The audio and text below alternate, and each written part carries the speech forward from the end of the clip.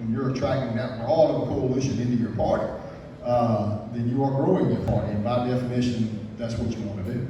So what letter grade would you give Donald Trump as president?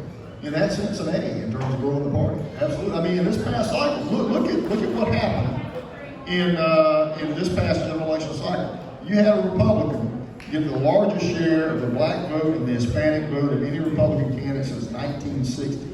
That is expanding the base of the party. And you look at, again, here in South Carolina, I think that's part of the testament of that. Trav, you can respond. You can't give him an F though. No one gets an F. We'll grade your F on a curve. So what would you give Donald Trump if you had to give him a letter grade? I mean, I'm going to give Donald Trump an A for uniting the Democratic Party unlike anybody else could. So I would like to say thank you for doing that, Donald Trump. I mean, the fact is that we coalesced and we didn't splinter to get behind a nominee and to take back the United States Senate, the House, and the presidency. And that's all, thankfully, in response to Donald Trump. So I give him an A for helping us win. Except here. We mentioned $130 million notwithstanding. Now, let's be honest. Come on. Lindsay spent about that much, too, to save himself. we mentioned at the beginning that the State House session is wrapping up tomorrow. Sine die is in less than 24 hours now, and all business will come to a close until next year, or until we have some special sessions later this year. This has been an eventful session, particularly for what I say are social conservative issues. We have seen lawmakers attempt to outlaw most abortions in the state that has been held up in the courts.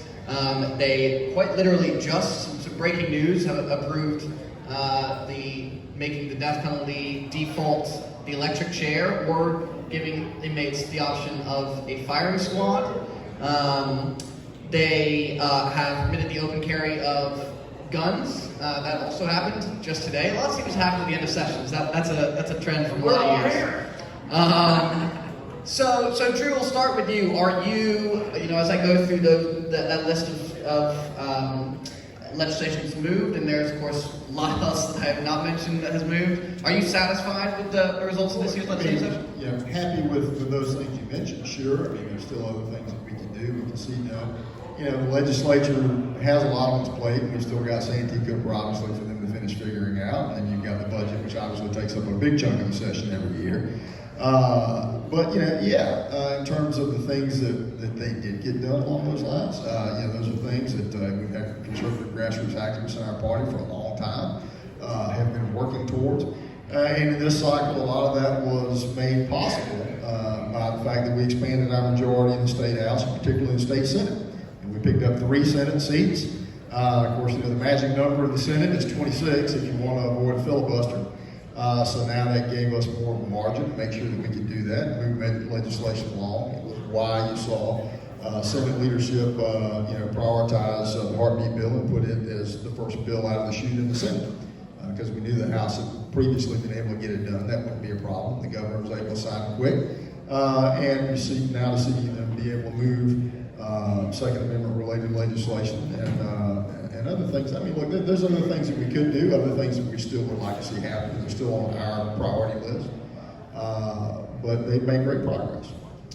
Trav, what do you make of the 2021 session? I think this has been the most do-nothing legislature in the history of the state of South Carolina. Think about this. I'm correct, it takes water to make this beer, right? Does anybody tell me that? I don't know. Anybody know if it takes water to take beer? But everybody in here has a faucet in their house, right?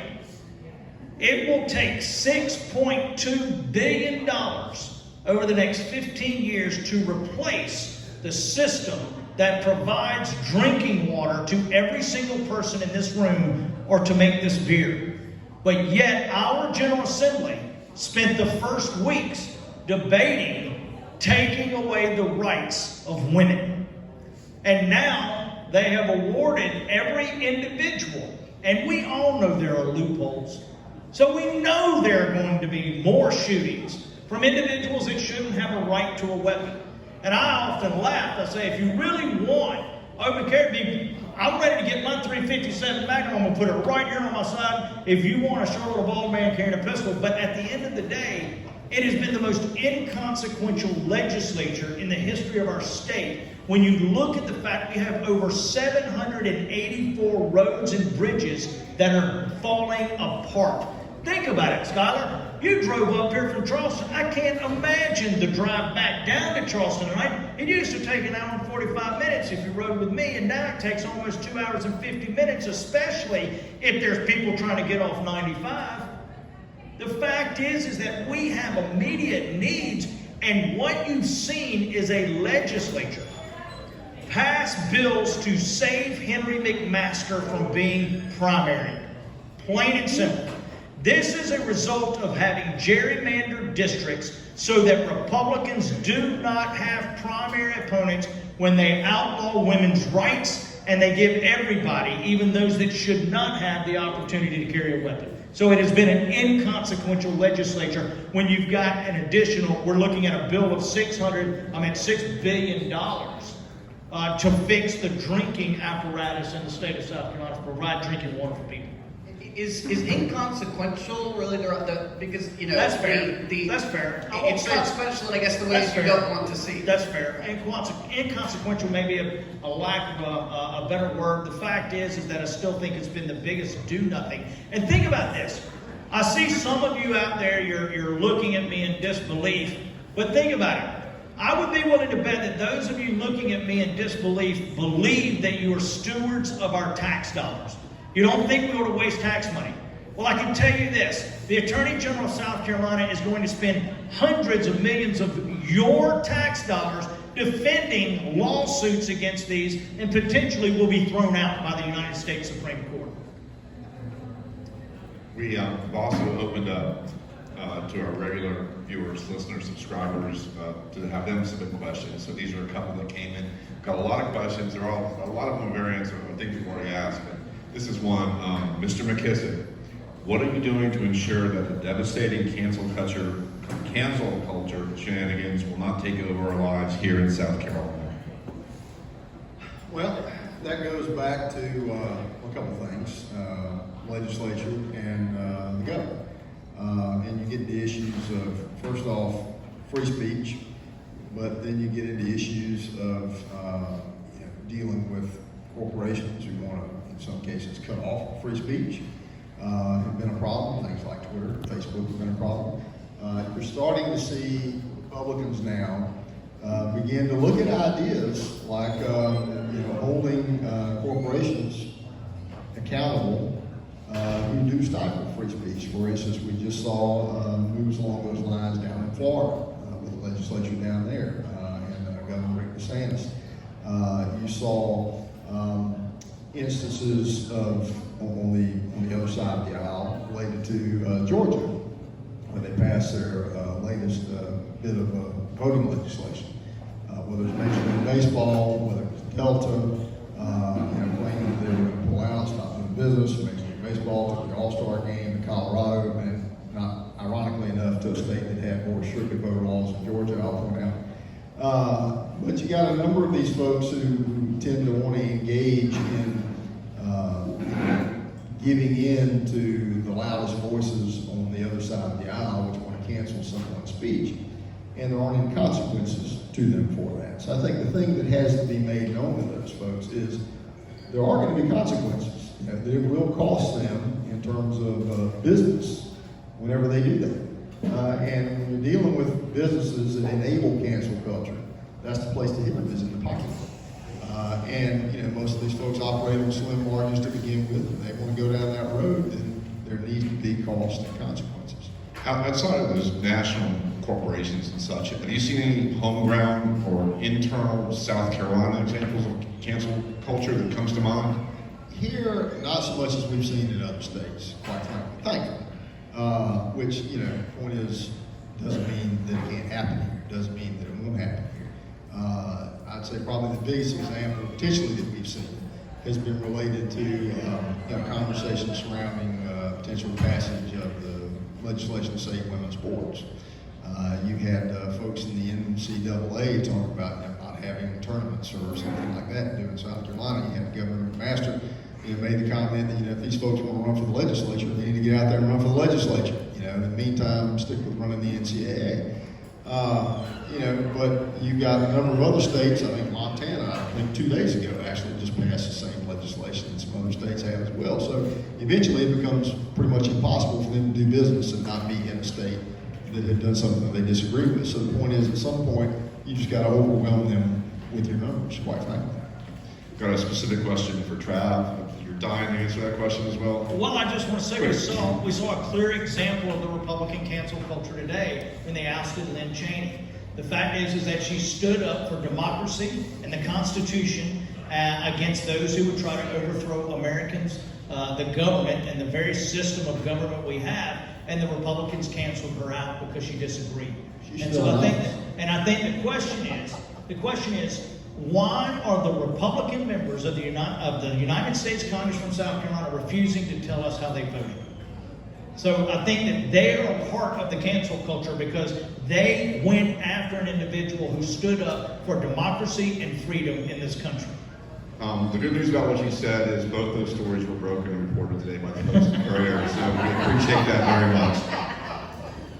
I got a special question for you, Trav, as well. This is a reader submission. Short of $1 billion infusion of cash, what can be done to empower the South Carolina Democratic Party so it becomes a viable alternative to the South Carolina Trumplican Party rather than a worn-out speed bump of opposition to the inevitable extreme right-wing victory? Those are not my words. It's very Thank you, readers. It's a great question. I think that one of the things is you have to constantly reinvent yourself when you're in politics. You have to figure out what works and what doesn't, and you have to be not afraid to try and not afraid to fail. The truth is that we've got, everyone wants to compare us to Georgia. They say, why aren't you Georgia? Why aren't you Georgia? Well, the truth is that we've not put consecutive or back-to-back well-funded and organized election cycles together like Georgia. And, most people forget about Sam Nunn's daughter and Jimmy Carter's grandson running almost a decade ago. Then you had a slate of candidates behind them, and another slate, and then you had Ossoff, who ran for the U.S. Congress. Then you had Stacey Abrams, and Stacey didn't leave. She actually stayed after the election was stolen from her. She invested in voter suppression protection and making sure there was a voter registration program. And then you had Warnock and Ossoff come in and win the U.S. Senate. So I think that that's key, is making sure that we have candidates competing. And our number of candidates has increased exponentially from 2018 to 2020, and I think it will even go higher in 2022. But we also have to be focused on voter registration. And the fact is the South Carolina Democratic Party has started a voter registration pilot project in 3 counties to see what we can do, what the data shows us, if we can access that data correctly and give it to our county party leaders and the staff, and then expand that statewide. And then coupled with the fact that we do have to make sure our messaging is on point. And we have to continue. Without any doubt, we have to continue to make sure that we fight the voter suppression efforts that the Republicans are constantly trying to ram down our throats in the General Assembly. We're going to stay with you, Trav. We've got another one. This is our question. You've got at least one candidate now for governor, Joe Cunningham, Charleston's former congressman. There may be others, but there's no guarantee that the field's going to get bigger. Right. How do Democrats parlay 2022 into a win, given what we've all talked about here so far, that is a strong Republican state, and Democrats got a real bad setback in 2020? I don't agree with the premise that South Carolina is a Republican state. I think South Carolina is an independent state that trends Republican because Democrats sometimes miss the mark and don't run great campaigns. The fact is that we have increased our share of the general electorate from 2018 on. We've got to continue to make sure we have good candidates in local races. But at the end of the day, we've got to make sure that we continue a self-disciplined course of stability and continuity as we go in. We're going to have a banner crop of candidates running for office. And I do believe that as we talk about the $4.2 billion that the Republicans are going to refuse to take for infrastructure and needs in this state to help build our state back better, that you're going to see that moderate Republicans are going to find somewhere else or someone else to vote for, especially when Lynn Wood becomes chairman of the state Republican Party.